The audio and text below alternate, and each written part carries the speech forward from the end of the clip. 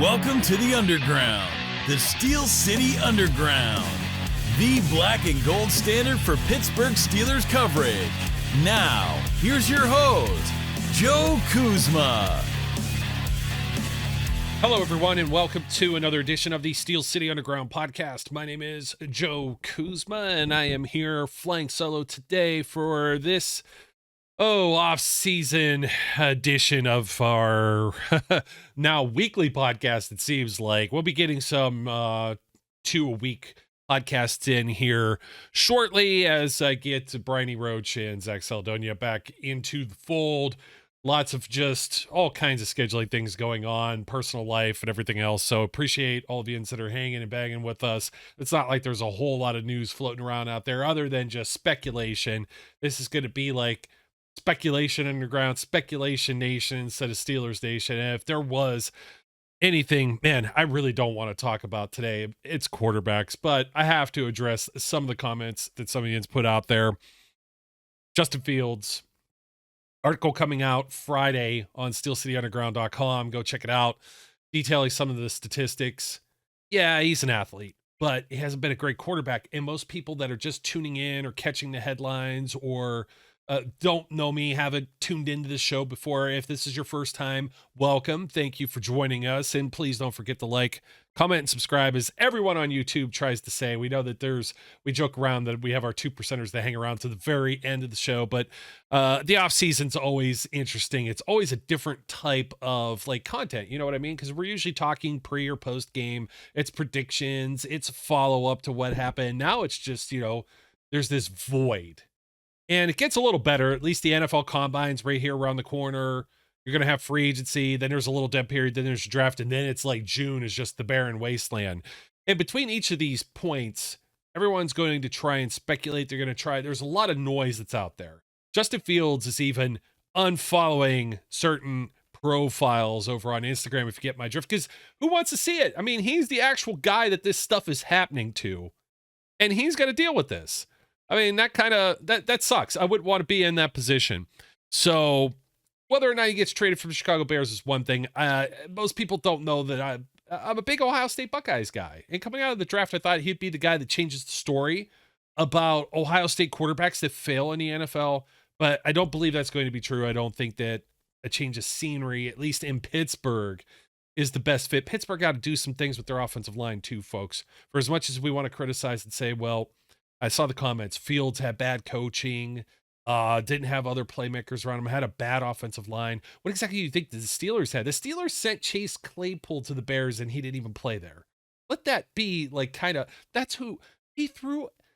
Claypool's one of the few guys who's thrown a touchdown pass in a Steelers uniform in the last 2 seasons. Let that be a reminder of just how bad things were with Matt Canada at the offense. The Steelers need some offensive linemen. That's where I want to see their efforts in free agency or the NFL draft. But the rumors, like all this stuff, it's driving Flash just crazy. If you follow him over on X, formerly Twitter, he just every day, it's some new kind of word vomit that comes out of someone's mouth. And it could be anywhere. It could be on NFL Network. It could be on ESPN. It could be just on a random blog. And it's just because this ain't anything new. This all started, I want to say this when it goes back to like 2017, when Ben Roethlisberger was the old gunslinger that didn't have it anymore against the Jacksonville Jaguars, had 5 interceptions in that game. Everybody said he's washed, he's done, stick a fork in him, time to find his error, time to find his replacement. And the Steelers have drafted some quarterbacks since then. Joshua Dobbs, Mason Rudolph. Ians didn't like them either. Duck Hodges is a great Cinderella story. And I'm big, FCS 1AA football guy. Got to see him play in college, live against my alma mater in a playoff game. He said that was one of the coldest games he ever played at over in Youngstown, Ohio. And that like just, it tickles you. And you also had they wanted to throw the duck back in the river and everything else for Duck Hodges. But Duck Hodges wasn't all that great, turned the ball over a lot. And so the Band-Aid is going to be get one of these quarterbacks that's going to cost the Steelers a lot, either with capital to trade, such as Fields. We don't know the true asking price, but we know it's going to cost something. And they're going to cost more money, whereas I think some of that money can be better well spent. Bringing back somebody like Mason Rudolph, not bringing in Russell Wilson. I don't know about Tannehill. I don't know what he's going to cost. definitely would be a solid backup. Some people say bridge. Bridge just really means you're a lame duck and you're not good enough to get the job done. I've never believed in a bridge quarterback, and being 35, 36 years old like him, Wilson, Kirk Cousins, they've named everybody. Like Baker Mayfield isn't even on my radar. He's more than likely has found a home with Tampa. They're going to try and find something. Why would he leave there? He finally got a starting gig. There's not enough of them around the league, and he's been around where there's been enough offensive coordinators, head coaching changes and stuff in his own career that why would he want to go somewhere else? So he's gonna come to Pittsburgh to play for Arthur Smith, who's going to be in his first year as an OC here. I say if you're better off with the Devils that you know. Mason Rudolph, if you could bring him back, Kenny Pickett, if you think you could further develop him. And Kenny Pickett's just not as turnover prone, but we'll see if he starts to force things downfield. I also believe that Kenny Pickett, even though I didn't want to talk quarterbacks, right? But I got to get this off my chest. I've been seeing the comments, and I appreciate Yins going out there and doing all this stuff. You're going to comment, you're going to say things, so we're going to acknowledge it if and when we can. And it's the hot topic that's not going to go away until you have a quarterback that plays for several years and at a decently high level. Until Ben Roethlisberger was that guy, it was just constant. I couldn't imagine if there was social media, if there was YouTube, if there was podcasts, if there was other folks that get an opportunity to speak. So at least try to be somewhat responsible in that regard. I haven't felt this off about a quarterback, potential quarterback acquisition of Justin Fields since I did with the Mitch Trubisky one, which Mitch was the lesser of all evils because I was totally against Marcus Mariota. And I tend to feel that Justin Fields is even more in that category. Yeah. Worse than Mitch has gotten worse than what he used to play as too. I'll at least say he somehow regressed even further. If that may be possible. But Fields is just a guy that just doesn't throw for 300 yards. And that's the most I'm going to say about that just for this show, because we have an actual topic I got to cover today. Talking about myself. Got to get the nice hot wig of coffee here. I'd like to know, as much as I have like a coffee on the show here or there, I'm not talking about just adult beverages. You can tell I'm into the whole, I know it's just the Bud Light's the sponsor for the Steelers stuff, so I have a lot of the Steelers stuff. But I got the old Icy Lights up there and a couple others. Labatt Blue did the Zubaz thing one year. There's even a Pepsi Kid up here actually. But don't want to hear about the craft beer stuff. I'm into craft beer. But what do you like to drink? Like, are you coffee drinkers that are out there? What is your particular poison? Because if you have Meyer anywhere nearby, they have this like Michigan cherry coffee right now. I know it's soft topic, but it's just so damn good. Like I took a swig of it and I'm just like, this is good. I gotta let people know about it. I don't get paid to say this. It's just really surprising that nobody else has like a coffee like that. I know some people don't like the Keurig stuff. It's a K-cup thing. They might have coffee grinds for you. You would get too fancy. I'm like a 1 cup a day guy. I'd throw away a whole pot. But just kind of curious because I know Brian doesn't drink this stuff. He calls it sludge. So, but then again, he's not a man of sophisticated tastes. Anyway. I wanted to address an article. Sometimes I write things on the website and I'll talk about them here on the podcast. And sometimes I talk about things out here on the podcast that I don't write about on the website. So it would behoove folks to follow us on social media and see when we post new things to get the best of both worlds. But I'm going to double down here because on this one, it's free agency time. We're going to have some report cards coming up for some of the position groups and stuff like that. We had a whole show on who stays, who goes. Got really long-winded with quarterbacks. There wasn't as much in detail as some of the other skill positions, but there are still areas that might be void on the Steelers depth chart other than quarterback. And there is one, and I've already mentioned him multiple times, and I've already mentioned him here. And I'm going to start off with it, of former Steelers who could come back. Though it used to be like if a team let you go, if they parted ways, that was it. You were never coming back. And the Steelers kind of bucked this trend years ago. We've seen Plaxico Burress come back. Antoine Randall L. made a return. Willie Gay came back, among others. I'm sure I'm leaving a few names out. Sometimes it was out of necessity, like a Will Allen, for example, playing safety. Whether or not, like Sean Spence that they brought, after cutting. Man, still just a personal note. 3rd round pick, a guy that had his knees just both blown out, took 2 years rehab and come back to the NFL and just wasn't maybe the same player that he could have been. You talk about being snake bit, inside linebacker. Ryan Shazier, Sean Spence. Steelers just, we forget about some of these things sometimes with the best laid plans. And one of the ones that came across here, and he's already been a former Steeler in return, and I think he could again. Got an opportunity to start in some games last year, been bouncing around the NFL. Cleveland Browns, Arizona Cardinals, Minnesota Vikings. That's Joshua Dobbs. Bona fide, legitimate rocket scientist guy, right? High IQ, high football IQ. Maybe not able to translate all of it on the field. He's athletic. He offers something. Now, my caveat with Josh Dobbs is if the Steelers were to bring him back. Now, if you remember, they traded him away because they had like an abundance of wealth at the quarterback position where they felt, hey, Duck Hodges, he could do a lot of things we need for scout team. He could be a quarterback 3. This is before you even had an emergency quarterback where this guy isn't even getting a helmet on game, right?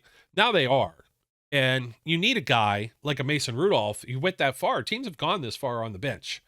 Dolphins did it a couple of years ago where they ended up with like Skylar Thompson out there. There's countless examples. I don't have to go through it. There was like 60 some different, almost 70 different quarterbacks who had a start in the NFL last year.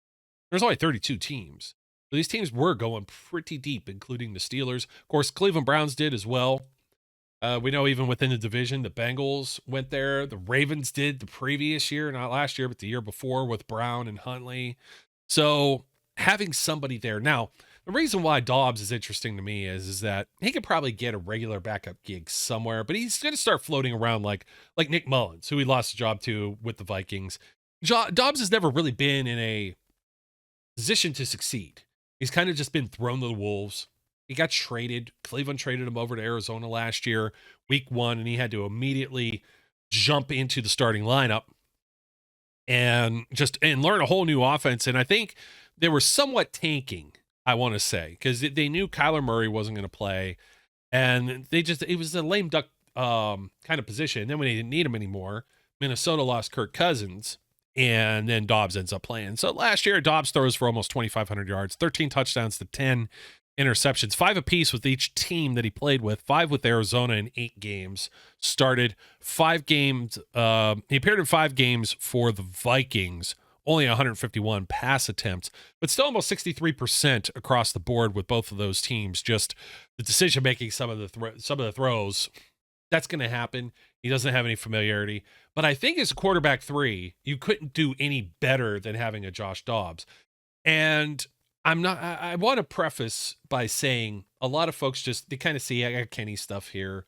Yeah, I was not like the over the hill, over the moon type guy, enamored, starstruck, Kenny Pickett, 100% full-blown supporter coming out of the draft.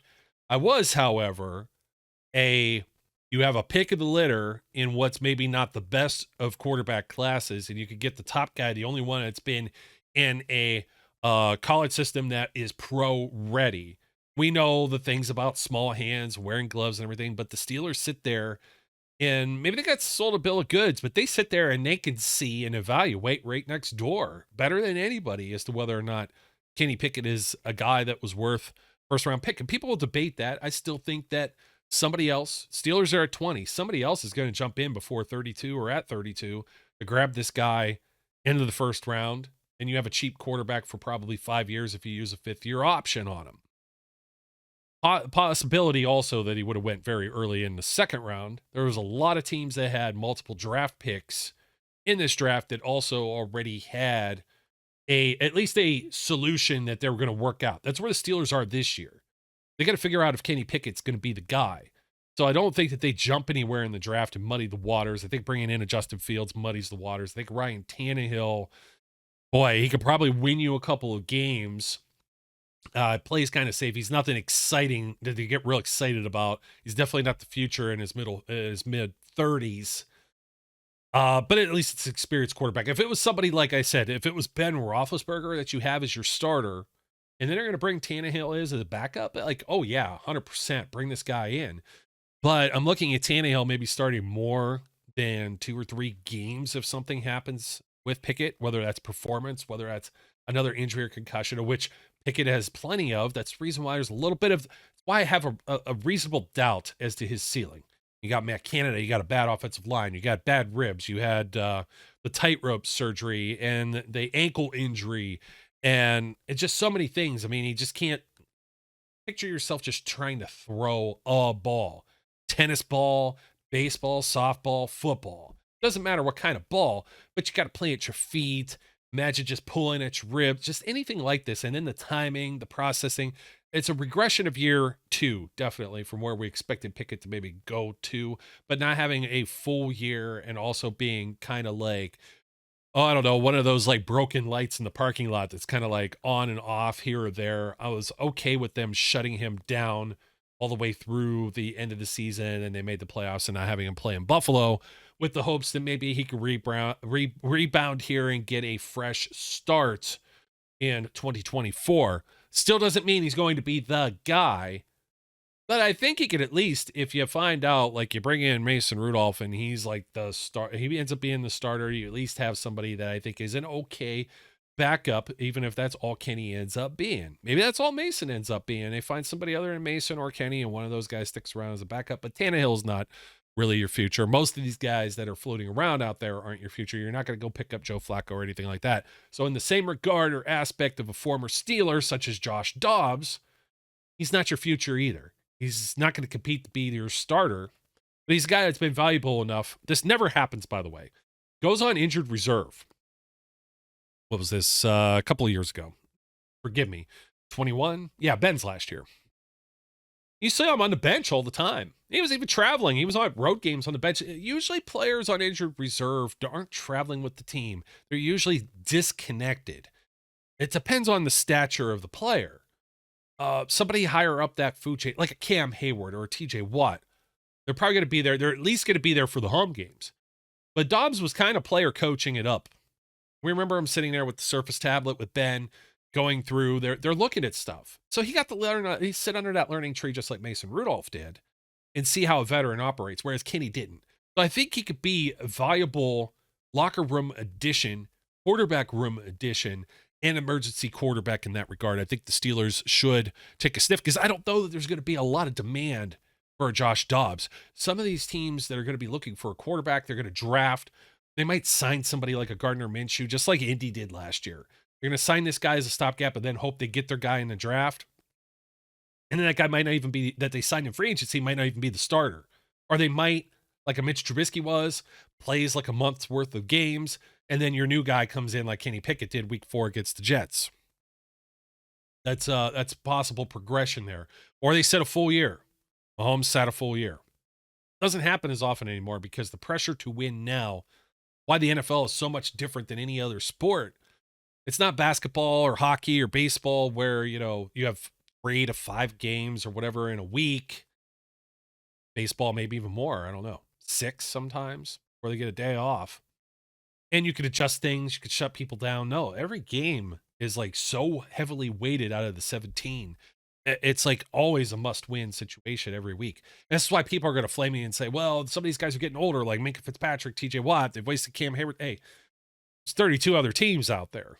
And only one of those, the other 31, they're all losers compared to that one that hoists the Super Bowl trophy as the Chiefs have been. And in order to match up against them, you got to do yada, yada, yada, blah, blah, blah. I get it, but when you're playing in 0-degree weather in Kansas City, I say you could hand off the ball just as easily to Najee Harris or Jaylen Warren and still be in there if you focus on offensive line. So if you have an injury to your quarterback room, or you're trying to develop, or you're trying to have a different view or observation, I really think that there's a lot of value in having somebody like a Josh Dobbs as a the only other, whoever they get as a quarterback too, I think it's got to be Mason to compete. Depending on who else it is, it's not really going to be a competition. And I don't know that you want Kenny to have the ball for the full time. And I don't know that he's durable enough to do that. I think that's going to end up right now as we look at it. It's kind of what's happening with Joe Burrow right now too, right? These guys are just not, they're not playing the full way through. Now, Lamar has turned that script around, at least for a season. So we'll see. But again, what was it? 60 something. I got to look up the actual figure. Last check, it was like 65 or something. I think different starting quarterbacks in the NFL last year. So moving on, who else is out there that's scheduled to hit free agency? I'm not talking about anybody who hasn't been cut or released yet. So but some actual players that should be out there. 1-year deal was signed last year by the Atlanta Falcons with Bud Dupree, former first-round pick of the Pittsburgh Steelers. And Bud Dupree, he's getting up there in age, but he's not as old as Marcus Golden, and he didn't sign a huge contract last year. He did stay healthy, however. He had 6.5 sacks, 8 tackles for loss, and 8 quarterback hits, 2 forced fumbles, a trifecta of pass deflections, and he's 31 years old. I don't know if Marcus Golden will be back, but it's like this is the Marcus Golden signing. I don't know how Dupree feels, where, he wants to keep, set up his roots and maybe not move or anything like that. But I don't know if he's going to have a whole lot of suitors out there either, unless he goes back to Atlanta, which is possible. He only signed for $3 million last year. That's not a whole lot of money. And to rotate in, you need some extra fresh bodies. We saw what Nick Herbig was able to do. We saw what Marcus Golden was able to do, but we also saw what happened when TJ Watt isn't out there.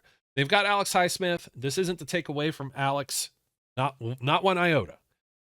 This is just to build out the depth, knowing that you need some fresh bodies. You got to keep TJ fresh too. You don't want him. He's a workhorse, but that could also be a detriment to yourself or to your team, to the player. It wouldn't cost a whole hell of a lot to bring Bud Dupree back. He worked well in tandem when he was in Pittsburgh with TJ Watt.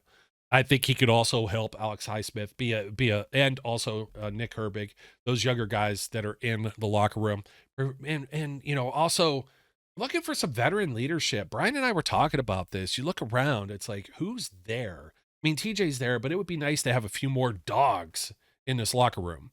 And I fully believe that Bud Dupree could be one of those dogs. Now, another name. I know this actually got floated ahead, maybe on another show. I saw a little bit of a snippet of this. I don't pay too much attention to some of the competition, but I had this idea. I didn't get the article finished until the other day. And I was like, darn it, somebody else had the same idea that maybe Terrell Edmunds is going to be floating around out there. And people are like, whoa, Joe, Terrell Edmunds, c'est la vie, man. There's another first-round pick that didn't quite work out for the Steelers. Well, he didn't work out, and his stats aren't going to pop off the page. But what he offers, he knows Terrell Austin's defense. He's already been in the system for quite some time. He's already played alongside Minkah Fitzpatrick. He was already kind of working as a rotational piece when they brought DeMonte Casey in. Edmunds actually visited with the Steelers and then decided to sign with the Eagles, who then traded him to the Tennessee Titans last year. And he had an interesting season. He had more of an interesting season with the Titans, who I believe they would be able to bring him back. Edmunds is a young 27. He's not going to turn 28 again until January. And the Steelers are going to have their own problems with their defensive backs. So Edmunds last year, he posts career high 2.5 sacks. He also had an interception, kind of rare statistics for him, but only 9 games with the Titans. 2 tackles for loss, 2 quarterback hits. So he was being used on some blitz. You could use him either as a third safety. He could even be a starter, but I'm looking at like Keanu Neal and DeMonte Casey. These are guys that came in, specifically Neal came in after Edmunds didn't sign. And Neal can't really stay healthy. Keanu Neal, let's see, how old is Neal here? I know Neal's north of 30 as well. Actually, he's not. He's 28, but he'll be 29 in July. But he's not played a full season. He did in Tampa the year before, but he also wasn't a starter. He's only played 1 full season other than that in his entire NFL career, 16 starts back in 2017. I'd have to go back. My memory doesn't serve me correct. In his rookie year, it was a slow starter, or he was hurt or something like that, but he missed 2 games there. Wouldn't be hard to believe, though, that those were due to injury. There's just the former Falcons kind of DBs. I feel a little burnt by them to some degree. And I feel like Edmunds, he could come in fairly inexpensive, 28 years old. Casey turns 31 this summer.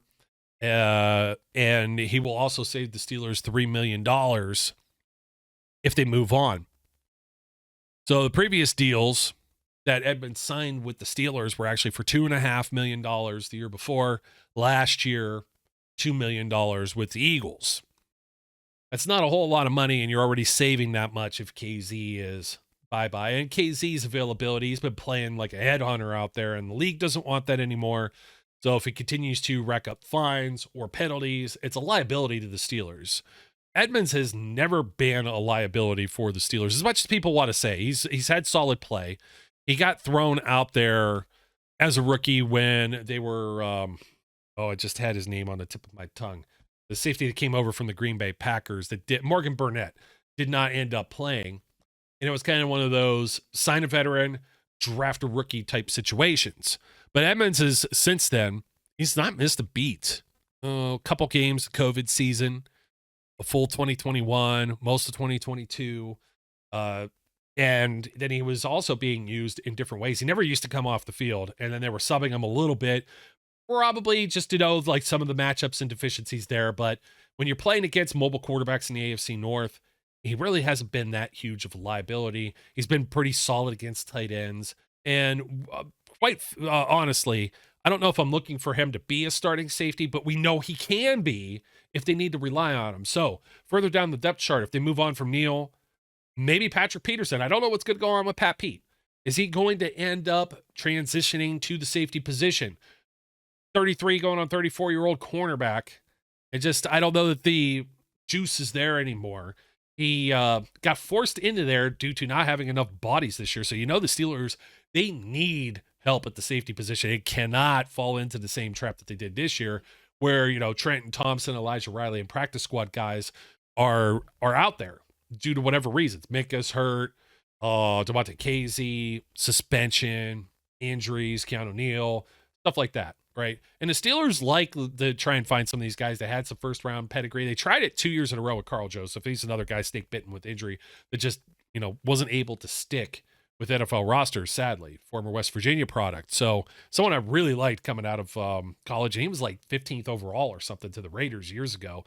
So he never even fell to the Steelers. And maybe that was all the better for them. But these are the type of moves or the type of acquisitions the Steelers like. So if not Edmonds, they'll be looking somewhere else, but Edmonds is still young enough, fits the bill, etc. And maybe he's homesick. Maybe he will want to come back to Pittsburgh and just fit in once again. Maybe he wasn't the right fit everywhere else. So yeah, Patrick Peterson, 34 in July. We don't know if he'll even be on the team. He has a $9.7 million cap hit. I think they save about 6-ish off of the cap if he's released. Or they're going to extend him and let him float around, but he's going to be making significantly less money. If I would think he can't play a full game anymore, would be my educated guess. Whereas Edmonds could, if necessary. He's young enough. He's like 5-6 years younger. So we'll see how this ends up playing out. Those are 3 names so far: Bud Dupree, Terrell Edmonds, and Josh Dobbs. Who else might fit the bill on this?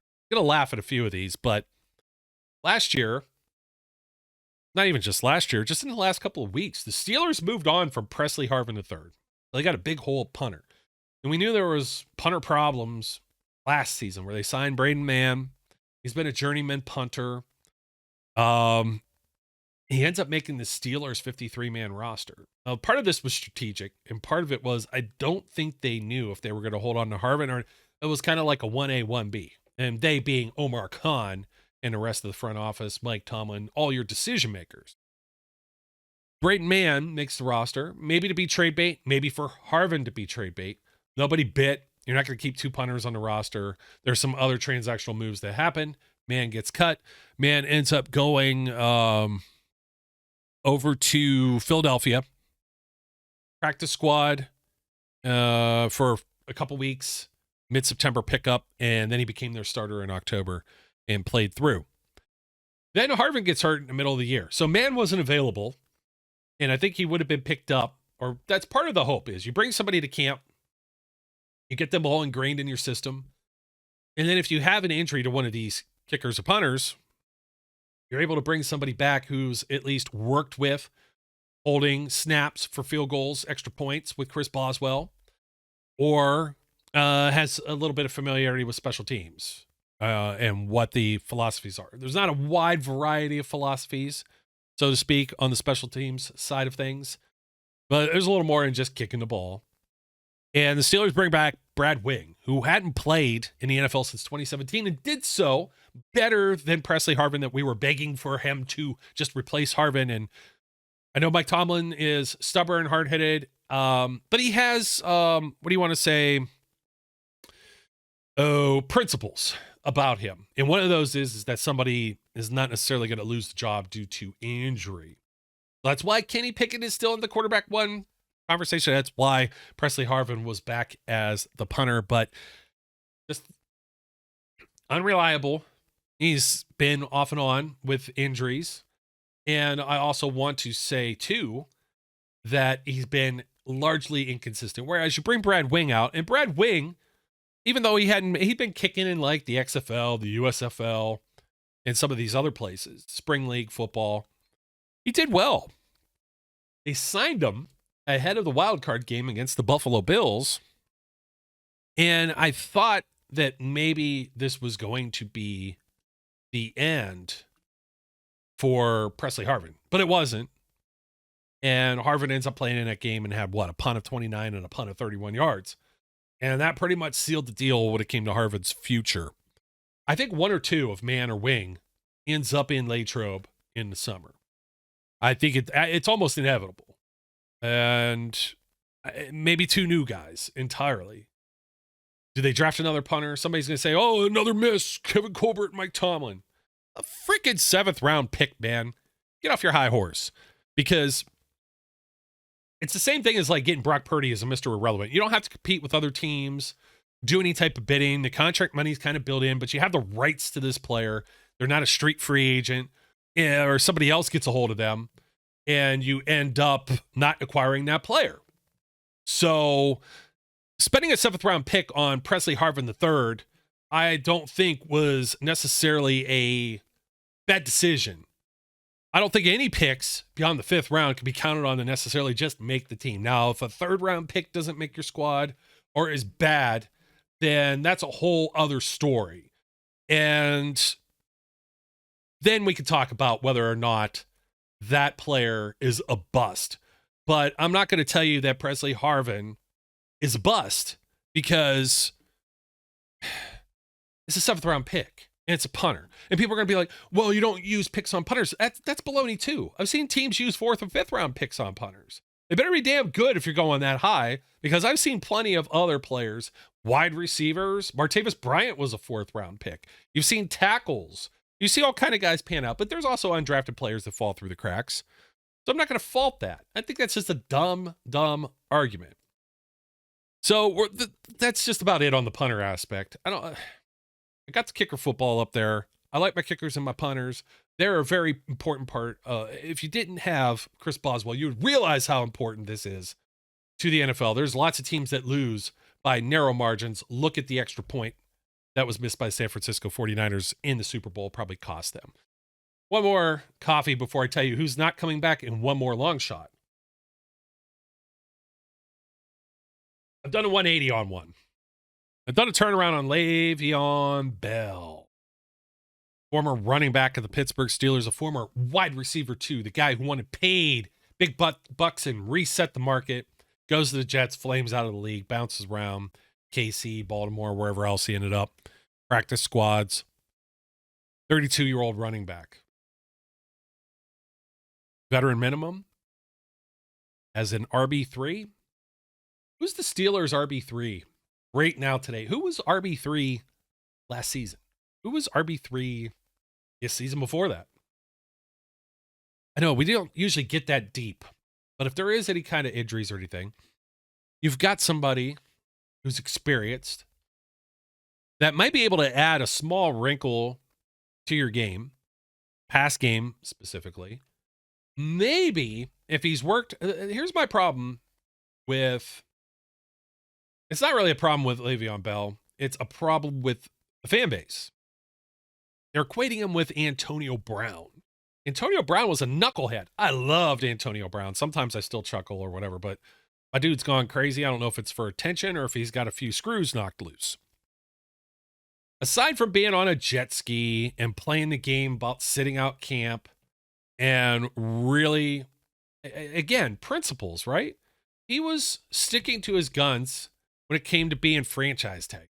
He went out and played, and then he didn't. And I mean, I could respect that to some degree, even if it hurts the team and it isn't the best. It really does. It comes off selfish, but you got to understand where these players are coming from. You got to understand where he's at right now, 32 years old. He could have made more money if he stayed with the Steelers. He might be in the GOAT conversation had he done so. And he was the workhorse. He was touching the ball 400 times. That doesn't work for anybody. Look at Zeke Elliott. Even look at CMC over in the 49ers. Now he's more of a workhorse back again, but they got some other guys there, Elijah Mitchell and whatever, right? He's not going to be relied upon to do any of this stuff other than if he wants to play special teams. Would you rather have him out there returning kicks instead of Anthony McFarland or Godwin Igwebuike? I think I nailed that one. Stuck the landing on his name finally, Godwin. I like you too, Godwin. And some of these guys got to have some more speed. Kickoffs aren't quite what they used to be, but somebody that could just handle the ball, not make mistakes, not fumble, and maybe be a locker room presence to bring some of that Steeler way back. I like if you throw Bell in there and he's not a complete knucklehead. Now, somebody's going to remind me about the thing with Garrett Blunt. I think Bell is a young player that got influenced by another veteran player and they got in trouble. And it's not to say he's the only young man who's maybe partaketh in the wacky tobacco in any sports or anywhere for that matter, right? I get whatever rules, whatever. He got penalized. I thought his actual apology back then was sincere, apologizing to his mama and everything else. I remember that whole special that was on ESPN. So I think with the occasional sub package and maybe special teams so he could get a helmet on game days, if he's matured, he might actually teach. He's not a knucklehead. Trust me, they're not going to sign him if he's just a complete knucklehead. They bring him in and he's just like, I'm here to make that money. I'm here to run the ball for 1,000 yards and all this other, he'd make all these lofty claims and he's full of himself and that door closes. You think that the front, you think Omar Khan, Mike Tomlin, those guys are going to look at each other and be like, hell no. But he comes in and he's like, made some mistakes. I could teach some of these other young men about money, responsibility, and there's, player coach. I don't mind it. Just depends on what it takes to get from that point. And whether or not there's any serious motivation from either side, either party, the team or Bell, to get this done. So at least come into camp. And then if he earns his spot, it's not going to be given to him. And certainly at his age, running backs, that ship's usually sailed unless your name's Frank Gore. By all means, give it a shot. Kick the tires. What can it hurt? It says iron sharpens iron. I just don't really see him coming to training camp. That's just going to be the honest thing. I just think he got tired of the grind that is professional football, cashed out, and then kind of fell at the tail end. Man, I made a mistake. I made a couple of mistakes. And it's really hard once you have your foot halfway out the door and you say you quit, you're already mentally defeated up here. So I'm pulling for him, and I would advocate for Le'Veon Bell. Can't advocate for a few other players, former Steelers, especially some younger guys that are still in their late 20s. Artie Burns, scheduled to be a free agent from the Seattle Seahawks. I don't know what he can offer even as a backup. I know James Pierre is leaving. I know Levi Wallace is probably leaving. And probably rightfully so. You might be able to put in like a Corey Trice if he's back from injury, or find somebody else that's a pick that could kind of flow in there. They got Darius Rush that they picked up last season off of waivers, right? He was a waiver claim, I believe. I'm sorry, I just can't remember all these things. I know I'm supposed to be your 100% source. I'm just going off of memory there. I knew he was with the Colts. I'll tell you that much. Practice squad. Maybe they signed him off the practice squad to the 53. So Devin Bush is another one. I just can't see what value anybody like this would. These aren't the guys. Bell was great at his position. Bud Dupree, pretty good to great at his position. Josh Dobbs has a wealth of experience from different offensive coordinators, different teams, different systems, and he's a smart-ass guy. These guys offer you something. Terrell Edmonds was never really, Terrell Edmonds, what I'm advocating for him to be is what he's always been. And you saw how Micah played when Edmonds was here. And now it allows Micah to be himself again, even if it's just This guy's filling in because somebody else is hurt. Devin Bush doesn't help anything. Artie Burns does not help anything. I'm sorry. It's just not, that just won't work. So if anybody throws those ones out there, it's kind of like Jesse James a couple of years ago. Like, Jesse James ain't going to help anything.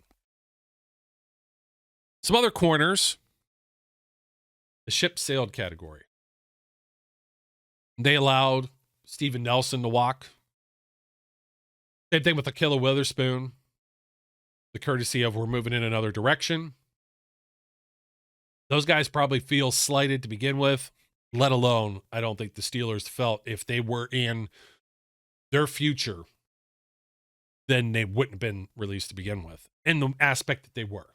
A lot different than a contract expiring like Bud Dupree and signing for big bucks with the Titans, or Edmonds exploring the free agent market, or perhaps a different opportunity. I mean, it's going with the Eagles, a shot at the Super Bowl. I don't know I could blame him for something like that. Even Bell.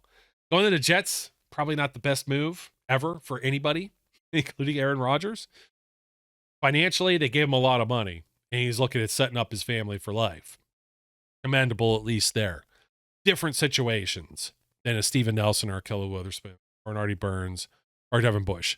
Some guys that were like on the radar. I know Nick Vanette's going to be floating around out there. He badmouthed the Steelers on his way out. He's about 30 years old. Raiders 29-30. You probably don't even remember him. Tight end 3, namely special teams guy.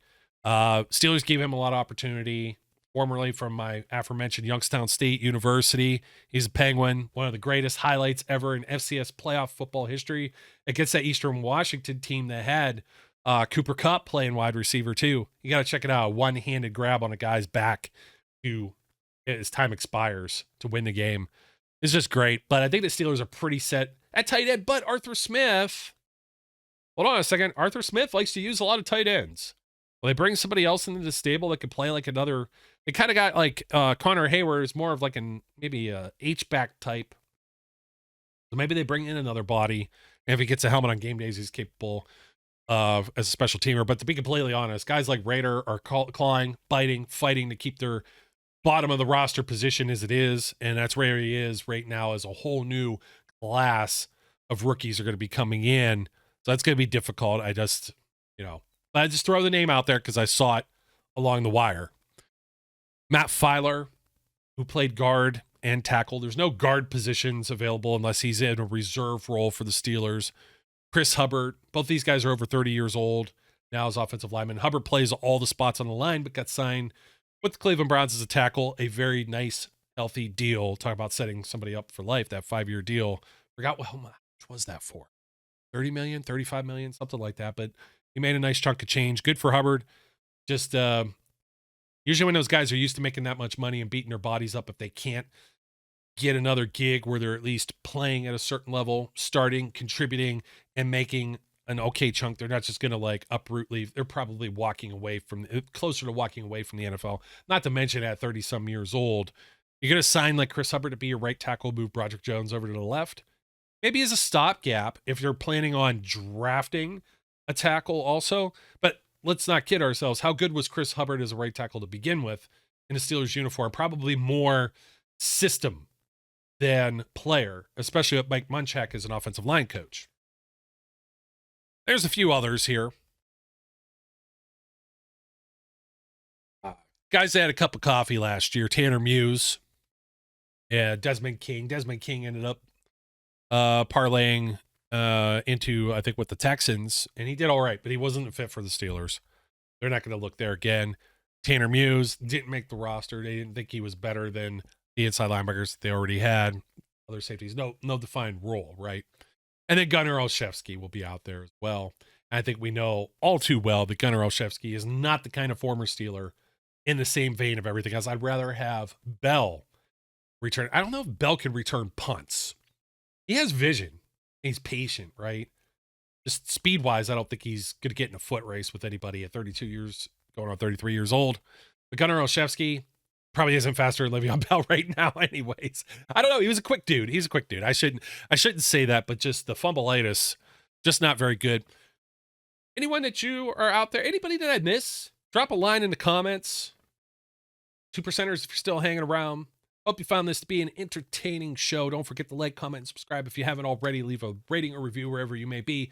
I'll have my colleagues and cohorts back next week as we start to pry on some of these other soon-to-be moves and everything else. Combine around the corner. There'll be some stuff to talk about.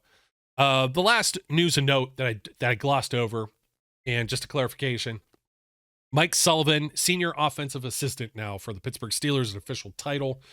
So Steelers hiring, Arthur Smith and a quarterbacks coach and all of this and that. But retaining Mike Sullivan on their staff will be interesting to see. Sullivan was not the problem. It is more of the solution last year. You should thank Mike Sullivan and Eddie Faulkner for the job that they did to at least put this team into a respectable position where they were able to score 30-some points. Hey, that's the teams they were up against. I don't care if it was Seattle. I don't care if it was Cincinnati. We know how bad these Steelers offenses were throughout the last couple of years. Even Roethlisberger couldn't get a grasp of whatever it was back Canada was trying to implement. So when you get to that point and you're able to score some points and stack some dubs, I'm for it. I like Mike Sullivan. He's worked wonders with a lot of quarterbacks and stuff like that. But, Mike Sullivan might be at the point of his career too, where he's like, geez, this play calling in and out, you get burned out. Maybe that's why he's gone back to be a quarterbacks coach. Maybe just some people don't like the kind of offenses that he runs, including the Steelers, but it's still a valuable guy with loads of experience in the NFL and beyond that you can now lean on. A couple of firsts here with the Steelers, so it's going to be nice to see how this kind of all comes together. And they're really stacking the decks to try and develop a quarterback, whoever that might be. Kenny Pickett or otherwise. So just leaving that note, folks, till next time, my name's Joe Kuzma, and we encourage everyone out there to be safe, be good, and we'll catch you later. We would like to thank you for listening and remind our listeners to follow us on social media and our website, www.steelcityunderground.com.